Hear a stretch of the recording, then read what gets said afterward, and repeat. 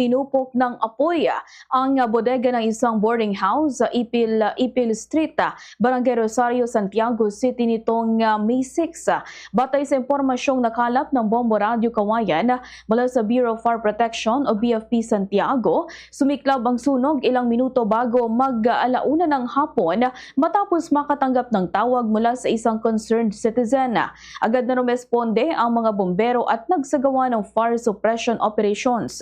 Sa kanilang maagap na pagtugon, katuwang ang ilang residente ay mabilis na nakontrol ang apoy at napigilan ang paglawak nito sa iba pang bahagi ng gusali. Tinatayang 11 estudyante ang naninirahan sa naturang boarding house. Sa kabila ng insidente, walang naiulat na nasawi sa insidente, bagkus ay gasgas lamang ang natamo ng mga residente na tumulong sa pag-aapula ng sunog. Ayon sa isang boarder na kinilalang si Daryl, isang criminology student at residente ng Angadanan, Isabela, nasa likurang bahagi sila ng bahay nang mangyari ang insidente. Anya napansin nilang may bumubusina sa harapan ng bahay at dito nila nalaman na may sunog na nagaganap sa bodega ng kanilang boarding house. Dahil dito agad nilang ginising ang kanilang mga ka-boarder upang matiyak ang kaligtasan ng lahat.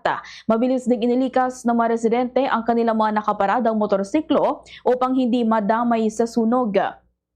Idinagdag pa nito na bago sumiklab ang apoy ay may mga namataan umano siyang batang naglalaro ng lighter sa paligid.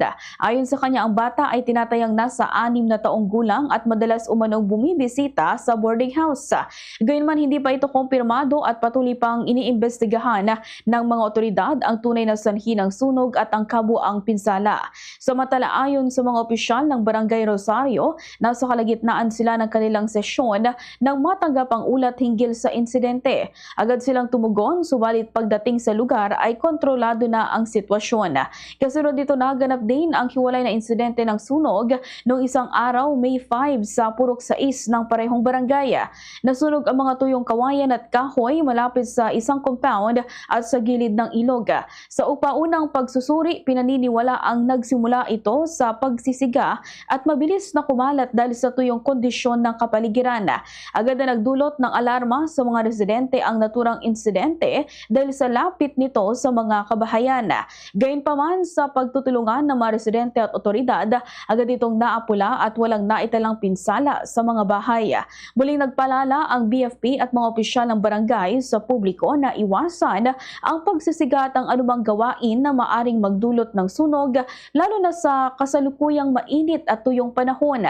Binigyang diin din nila ang kahalagahan ng pag-iingat at pag-iwas sa paglalaro ng apoy upang maiwasan ang kahalintulad na insidente.